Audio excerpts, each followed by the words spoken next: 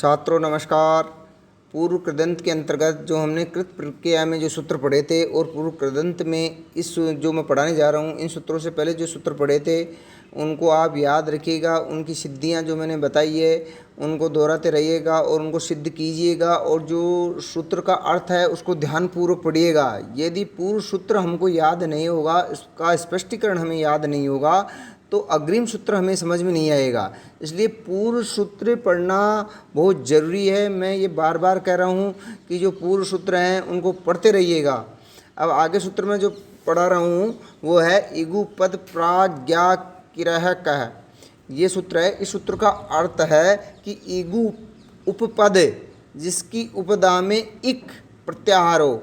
इक प्रत्याहार में कौन कौन से वर्ण आते हैं? ई, उ, री और लृ ये वर्ण आते हैं। तो ये यदि जिस शब्द की उपधा में हो और क्या हो आगे ज्ञा, प्री, किर और क्री धातुओं से क प्रत्यय होता है। क इत है, अतः यहाँ पर गुण नहीं होगा।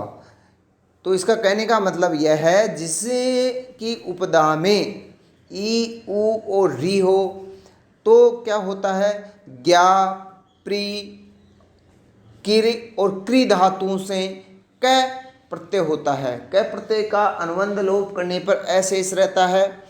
क इत है, यहाँ पर क की इत संज्ञा हुई है, अतः यहाँ पे गुण नहीं होगा।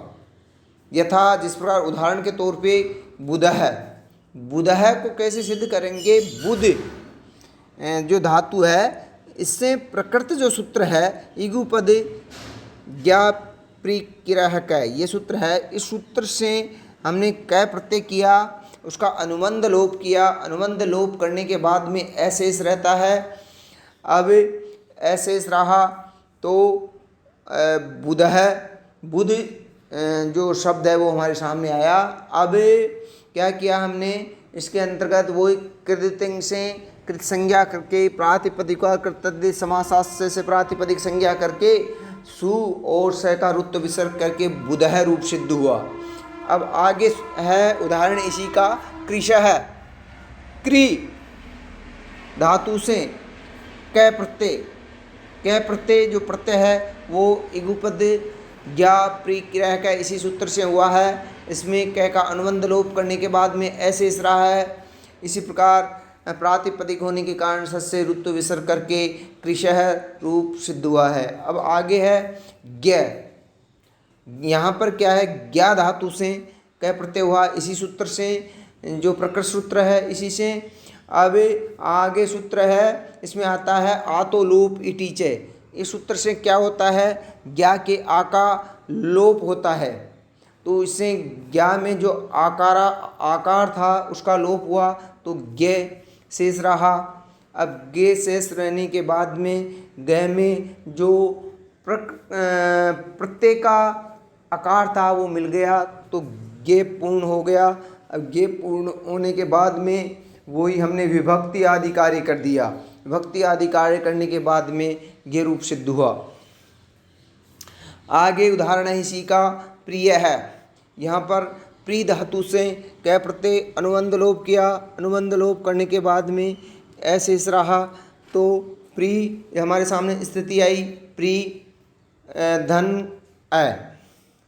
अब आगे सूत्र आता है इसी में अचि स्नु धातु भ्रुवाम, ये सूत्र आता है।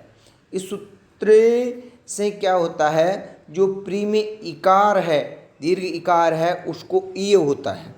उसको क्या होता है? ईय होता है। ईय होने के बाद में प्र धन ईय और जो प्रत्यय का आकारांत है आकार है वो। अब इसका संयोग कर दिया तो प्रिय बन गया। अब प्रिय में विभक्ति आदि कार्य करने के बाद में प्रिय बन गया। अब आगे है किरह, इसी का उदाहरण है किरह। यहाँ पर क्री धातु से क प्रत्यय उसका अनुबंध लोप किया। अनुबंध लोप करने के बाद में अशेष रहा। प्रकृत सूत्र से ही हो रहे हैं ये सभी कार्य। ये ध्यान रखो कि ये सब जो क प्रत्यय कर रहा है ये इसी सूत्र से हो रहा है इगुपद ज्ञा प्री किरह कह। और जो दूसरे सूत्र आ रहे हैं वो अन्य कार्य कर रहे हैं। इन सूत्रों को आपको ध्यान रखना है। अब इसमें दूसरा सूत्र कौन सा आया है? रित इत धातु। इस सूत्र से री के स्थान पर इर हुआ है, तो क्री में जो री था इसके स्थान पर इर कर दिया हमने रित इत धातु से, तो फिर संयोग कर दिया हमने, तो संयोग करने के बाद में किर आ गया। अब विभक्ति आदि कार्य करने के बाद में किरह रूप सिद्ध हुआ। अब आगे सूत्र है आतस्सोपसर्गे। यदि उपसर्ग पहले हो तो आकारांत धातु से क प्रत्यय होता है। क में का अनुबंध लोप होने पर ऐसे रहता है, जैसे प्रज्ञा है। अब यहाँ पर क्या है? उपसर्ग पहले है प्र और ज्ञा धातु है, इससे क प्रत्यय हुआ। आतस्सोपसर्गे सूत्र से अनुबंध लोप किया, ऐसे इस रहा। अब इसके अंतर्गत जो पहले सूत्र आया था ये हमने सिद्ध किया था, उसमें एक सूत्र आया था आतोलोप इटीचे, उससे ज्ञा में जो आकार था उसका लोप किया था इस सूत्र से। तो यहाँ भी वही सूत्र लगेगा आतोलोप इटीचे, इससे आकार का लोप हो जाएगा। आकार का लोप होने के बाद में हम इसको मिलाएंगे, प्रत्यय का मिल जाएगा गे में आकर के, तो प्रज्ञे बन जाएगा और विभक्ति आदि कार्य करके प्रज्ञ रूप सिद्ध हो जाएगा। अब आगे सूत्र है गेह क। ये सूत्र का अर्थ है कि गृह अर्थ में ग्रह धातु से क प्रत्यय होता है। अब यहाँ पर है ग्रह जो शब्द है उससे हमने क प्रत्यय किया, अनुबंध लोप किया, ऐसे इस रहा। अब एक सूत्र है गृहीज्या। ये सूत्र है, ये संपूर्ण सूत्र यहाँ नहीं लिखा हूँ, ये आप सूत्र देख लेना लघु सिद्धांत कौमुदी के अंतर्गत, और इसका पूरा अर्थ देखना है आपको। ये क्या करता है कि ग्रह के र को री संप्रसारण करता है। री संप्रसारण करने के बाद में ये यहाँ क्या बना है? ग्रह।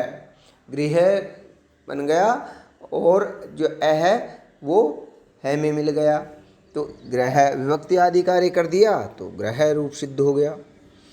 अब आगे सूत्र है कर्मण्यण। ये सूत्र कह रहा है कि कर्म पहले होने पर धातु से अण प्रत्यय होता है। अण में णकार की इत संज्ञा हो करके अनुबंध लोप हो करके ऐसे इस रहता है। अणनित है, यहाँ पर ण की इत संज्ञा होती है, अतः धातु को वृद्धि या गुण होगा यहाँ पर। अब इसका उदाहरण है कुंभकार है। इसका विग्रह है कुंभम करोति इति कुंभकार है। कुंभ धन क्री प्लस अण।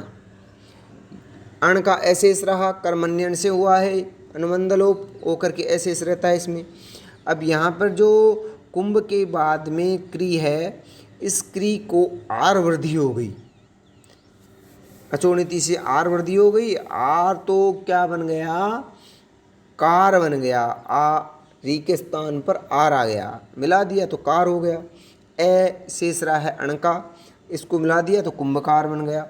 अब यही वही सूत्र लगते हैं, विभक्ति आदि कार्य होंगे, सस्य ऋतु विसर्ग होगा, सस्य ऋतु विसर्ग होने के बाद में कुंभकार रूप सिद्ध हो जाएगा।